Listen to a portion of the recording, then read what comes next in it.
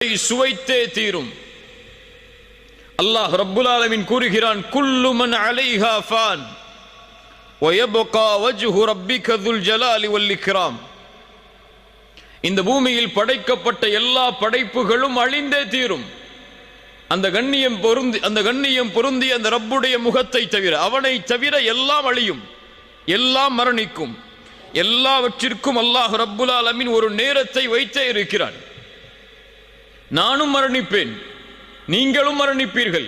என் மரண செய்தி இந்த உலகத்திலே பகிரப்படும், உங்கள் மரண செய்தி உலகத்திலே பகிரப்படும்.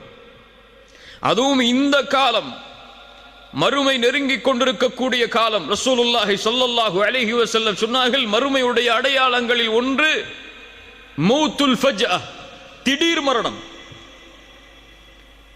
உறங்குவார், காலை எழுந்திருக்க மாட்டார், விளையாடி கொண்டிருப்பார், திடீரென்று